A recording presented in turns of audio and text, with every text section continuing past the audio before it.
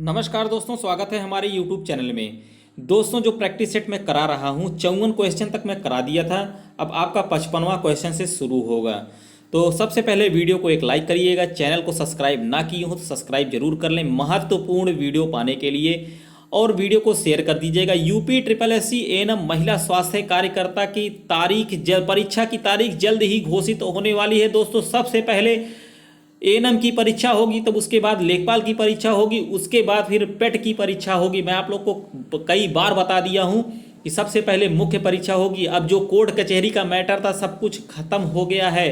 अब परीक्षाएं जो है बस चुनाव के बाद जल्द ही जो है आप लोग को नई तिथि देखने को मिलेगी। आप लोग तैयारी शुरू कर दीजिए। विभाग की तरफ से सब कुछ काम चल रहा है, नहीं तो आपके पास समय नहीं मिलेगा। अगर आप लोग ये सोचकर बैठे हैं कि चलिए अभी तो तारीख नहीं घोषित हुई, अभी क्या तैयारी किया जाए, तो दोस्तों आप लोग तैयारी शुरू कर दीजिए। मैं आप लोग को बार बार कह रहा हूँ कि आपके पास समय कुल मिला के 30 दिन का भी समय नहीं मिलेगा जब परीक्षा की तिथि घोषित होगी। जो भी मैं बताता हूँ रियल और ऑथेंटिक बताता हूँ। दोस्तों, वीडियो को शुरू करते हैं, एक लाइक करिएगा। दोस्तों, एक ऊर्जा उपभोगी प्रक्रिया जिसके द्वारा मानव शरीर की कोशिकाएं अणुओं जैसे कि प्रोटीन अणु को निगल कर उन्हें अवशोषित करने का कार्य करती है, उस क्रिया को हम क्या कहते हैं? तो उस क्रिया को हम कहते हैं आंतरिक भक्षण कहते हैं। क्वेश्चन नंबर 56 पर आते हैं। यदि एक बच्चे का बौद्धिक स्तर 45 हो तब उसे मानसिक अपंगता की किस श्रेणी में रखा जाता है? तो किस श्रेणी में रखते हैं दोस्तों? मध्यम बौद्धिक अपंगता की श्रेणी में। अगर 45 है उसका बौद्धिक स्तर तो मध्यम बौद्धिक अपंगता जो होता है। क्वेश्चन नंबर 57 पे चलते हैं। आंकड़े कंप्यूटर में किस रूप में संचित होते हैं? क्वेश्चन देखिए दोस्तों, कंप्यूटर से भी बनते हैं क्वेश्चन जो बता रहा हूं मैं आपको। आंकड़े जो होते हैं, सूचनाएं कंप्यूटर में किस रूप में संचित होती हैं? फाइल के रूप में होती है। Question number 58। हार्ड कॉपी उपलब्ध कराने वाले उपकरण को हम कहते हैं, हम क्या कहते हैं? हार्ड कॉपी जो कराते हैं प्रिंटर कहते हैं। क्वेश्चन नंबर 59 पर आते हैं। क्वेश्चन नंबर आपका 59 है। निम्नलिखित में से क्या मूत्र में नहीं पाया जाता है? पूछा जा रहा है मूत्र में क्या नहीं पाया जाता है? केवल ग्लूकोज, केवल प्रोटीन, केवल लाल रक्त कोशिकाएं? सभी पाए जाते हैं, उपरोक्त सभी। इसमें से जो है मूत्र में नहीं पाया जाता, जो सभी हैं सभी नहीं पाए जाते हैं। क्वेश्चन नंबर 59 का डी ऑप्शन होगा। क्वेश्चन नंबर 60 पर आते हैं। स्नायु तंत्र का कौन सा भाग युद्ध तथा पलायन नामक प्रतिक्रिया को जन्म देता है? अनुकंपी तंत्रिका तंत्र। क्वेश्चन नंबर 61 है। भारत में मातृ रुग्णता का मुख्य कारण है? मातृ रुग्णता का मुख्य कारण क्या है? रक्तस्राव। इंग्लिश टर्म भी आप देख सकते हैं इसका। क्वेश्चन नंबर 62 है। अंतःशिरा के किस जटिलता के कारण पल्मोनरी एडिमा या हृदय घात होता है? तो किसके कारण होता है दोस्तों? परिसंचरण अधिभार के कारण। क्वेश्चन नंबर 63 है। मूत्र मार्ग तथा जननिक मार्ग के बीच असामान्य संपर्क को जिना शोथात्मक कहते हैं, तो हम क्या कहते हैं? जो मूत्र मार्ग और जननिक मार्ग होता है उस बीच का जो असमान संपर्क होता है उसको हम कहते हैं फिस्टुला। फिस्टुला क्या होता है दोस्तों? जिसको हम बवासीर कहते हैं, वही जो होता है बवासीर, उसी को हम फिस्टुला कहते हैं, अक्सर कहते नहीं हैं। Question number 64। एंजाइना पेक्टोरिस का मुख्य कारण क्या हो सकता है? तो क्या होता है? हृदय रोग होता है। Question number 65।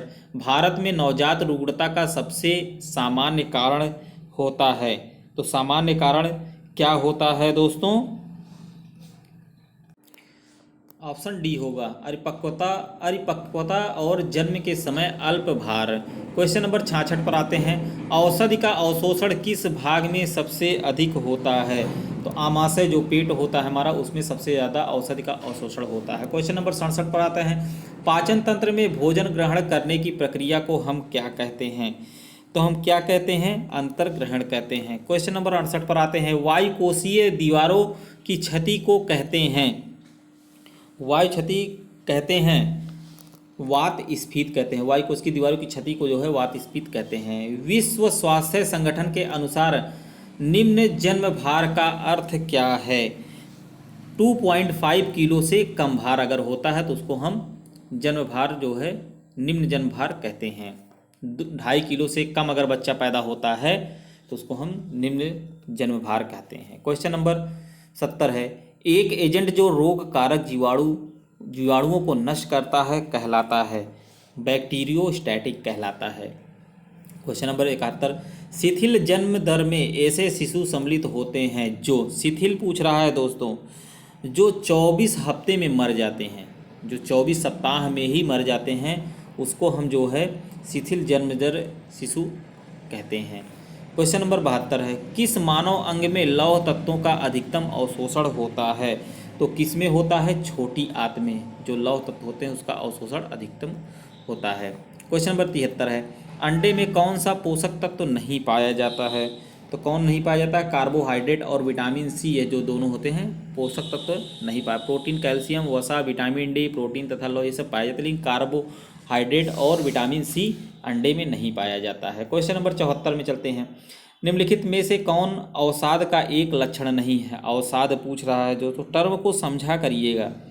एक लक्षण कौन सा नहीं है? वैभव भ्रांति नहीं है। अवसाद का मतलब आप जानते हैं, डिप्रेशन जिसको बोलते हैं, दैनिक कार्यों में इच्छा की कमी, अपराध बोध भ्रांति, आत्महत्या की प्रवृत्ति, ये सब क्या होते हैं? अवसाद के कारण होते हैं, लेकिन वैभव भ्रांति जो होता है यह नहीं होता है।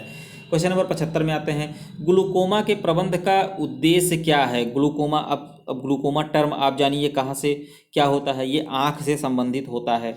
इसमें देखिएगा, केवल नेत्रोद्द्रव का बाह्य प्रभाव बढ़ना, अगर मतलब आँख से द्रव निकल रहा है तो हम क्या कहते हैं? उसको ग्लूकोमा हुआ है। दोस्तों वीडियो को शेयर कर दीजिएगा, चैनल अगर अभी तक सब्सक्राइब ना किए हों सब्सक्राइब जरूर कर लें। परीक्षा की तिथि आपको जल्द ही मिलने वाली है। यह इस तरह का प्रश्न सभी पैरामेडिकल एग्ज़ाम में पूछा जाता है। खासकर मैं सभी लोगों से निवेदन करूंगा कि अभी चैनल सब्सक्राइब ना किए हों तो सब्सक्राइब कर लीजिए दोस्तों। इस तरह का वीडियो बहुत हमारे चैनल पर पड़ा है और बहुत ही महत्वपूर्ण प्रश्न है, लाइक ज़रूर करिएगा।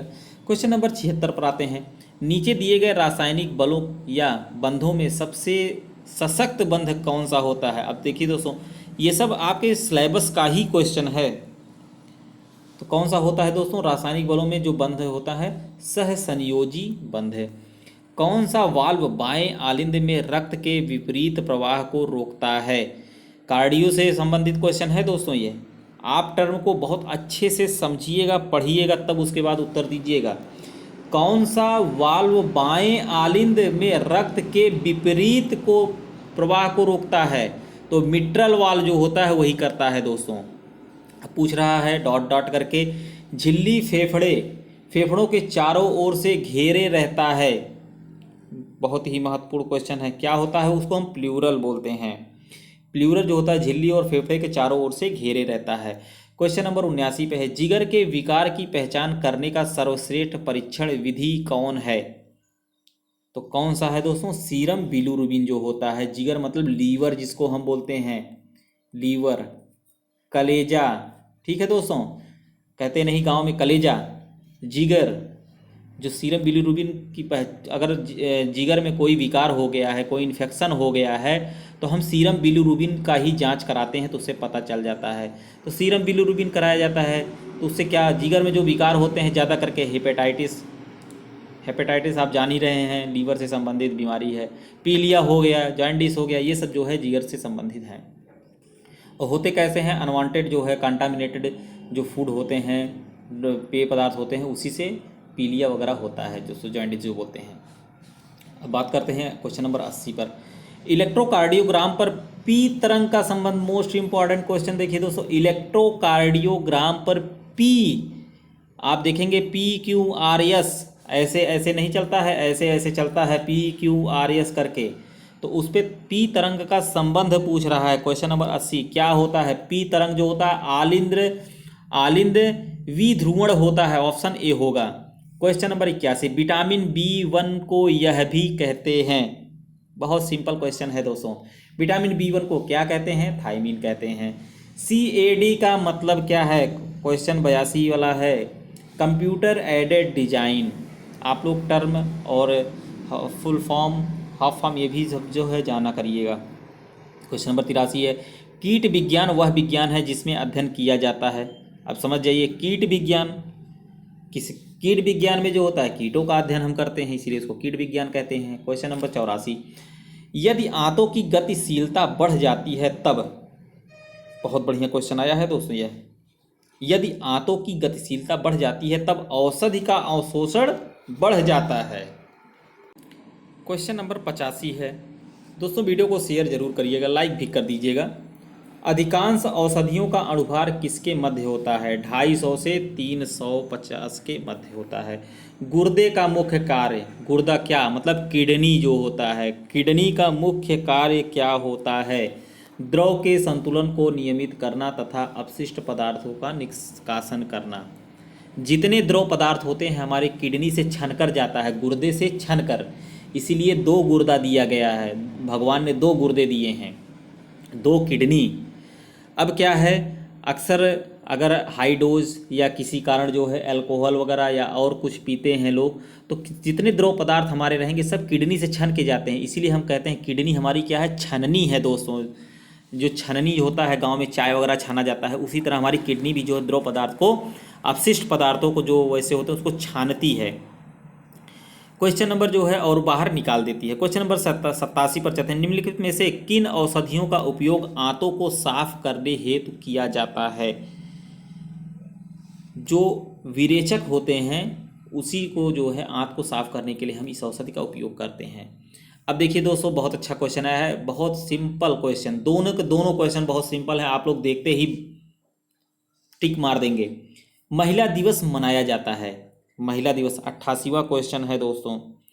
महिला दिवस कब मनाया जाता है? 8 मार्च को महिला दिवस, रट लीजिए दोस्तों, क्वेश्चन पूछा जाता है। अब एड्स दिवस कब मनाया जाता है? यह भी बहुत बढ़िया क्वेश्चन है, 1 दिसंबर को। देखते ही आप जो है क्वेश्चन मार देंगे और सही भी हो जाएगा आपका। क्वेश्चन नंबर 90, वर्ष 2010 और 2019 के बीच भारत की जनसंख्या किस औसत दर से बढ़ी है? तो किससे बढ़ी है दोस्तों? 1.2% से। क्वेश्चन नंबर 91, 1 से 3 वर्ष की आयु के बीच के बच्चों में पोषण संबंधी अंधापन के प्रमुख कारण को कहा जाता है? 1 से 3 वर्ष अक्सर जो देखा जाता है दोस्तों, तो क्या कहा जाता है? जेरोफ्थैल्मिया कहा जाता है। क्वेश्चन नंबर 92 पर आते हैं, जीवित जीवाणुओं द्वारा दूषित खाद्य पदार्थों के अंतर्ग्रहण के कारण होने वाली विषाक्तता सभी हैं, होने वाली विषाक्तता सभी हैं केवल एक को छोड़कर। दोस्तों अगर ज़्यादा स्पीड से चल रहा हूँ तो बताइएगा, वैसे तो बहुत आराम से पढ़ा रहा हूँ, अच्छे से समझ में आ रहा होगा। किसको छोड़कर है दोस्तों? रासायनिक विषाक्तता को छोड़कर बाकी सभी, साल्मोनेला विषाक्तता, स्टेफिलोकोकल विषाक्तता और बोटुलिज्म, ये सब जो है लेकिन केवल यही एक नहीं है। क्वेश्चन नंबर आपका 93, यह भी क्वेश्चन बहुत ही मस्त क्वेश्चन है और सिंपल है। वेरिसेला वैक्सीन क्या है? ये लाइव वैक्सीन है दोस्तों, जीवित तनुकृत टीका जिसको हिंदी में कहते हैं, लाइव वैक्सीन इंग्लिश में कहते हैं, ये सब रट लीजिए दोस्तों। खसरे के टीके का प्रशासन मार्ग है। क्वेश्चन नंबर 94 का कौन सा है दोस्तों? खसरा का जो टीका लगता है अवत्वचीय होता है। क्वेश्चन नंबर 95 है, मम्प्स की उष्मायन अवधि क्या होती है? मम्प्स की 2 से 4 सप्ताह होती है। मम्प्स क्या होता है? गल सूज, जो गाल और सूज जाता है, अक्सर आप देखते हैं, कहते नहीं हैं कि काली पट्टी लगा लीजिए, उसी को हम मम्प्स कहते हैं। 2 से 4 सप्ताह में। इन्फ्लुएंजा के उपचार हेतु उपयोग की जाने वाली एंटीवायरल दवा है। इन्फ्लुएंजा एक बीमारी होती है दोस्तों, उसका उपचार करने के लिए जो वायरल इन्फेक्शन से ही होता है, तो कौन सा है दोस्तों इसमें? ओसेल्टामिविर जो होता है, ओसेल्टामिविर जो दवा होती है वही हम इन्फ्लुएंजा में यूज करते हैं। क्वेश्चन नंबर 97, छोटी बूंद संक्रमण के कारण होने वाले रोग जो टीके से रोकने योग्य हैं वे सभी हैं। जो छोटी बूंद संक्रमण जो होता है, टीका जो होता है, सभी हैं लेकिन एक को छोड़कर, तो कौन सा है? पोलियो को छोड़कर। यह टीका नहीं होता दोस्तों, यह ओरल वैक्सीन होती है। क्वेश्चन नंबर 98, निम्न में से कौन सा रक्त जनित रोग है? रक्त जनित पूछा जा रहा है दोस्तों, तो हेपेटाइटिस सी जो होता है ये रक्त जनित होता है। दस्त से ग्रस्त बच्चों में ORS थेरेपी का मुख्य उद्देश्य क्या होता है? कहते नहीं ORS, अब ORS का फुल फॉर्म क्या होगा? आप कमेंट में ज़रूर लिख कर बताइएगा। ORS बहुत सिंपल क्वेश्चन है। ऐसे पूछा जाता है कि ORS क्या है।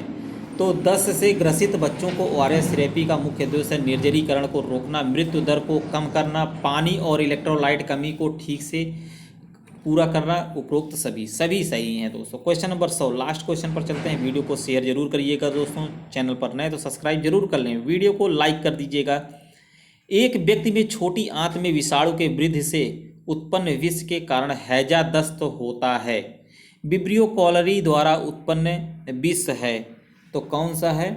एंटेरोटॉक्सिन जो होता है, ऑप्शन बी आपका एंटेरोटॉक्सिन यही होता है। दोस्तों आज मैं 50 क्वेश्चन लगभग नियर अबाउट कराया हूँ। वीडियो को शेयर जरूर करिएगा। अगर चैनल सब्सक्राइब ना किए हो सब्सक्राइब कर लीजिए दोस्तों, सभी महत्वपूर्ण अपडेट वीडियो और नोट्स पाने के लिए। मिलते हैं नेक्स्ट वीडियो में। धन्यवाद।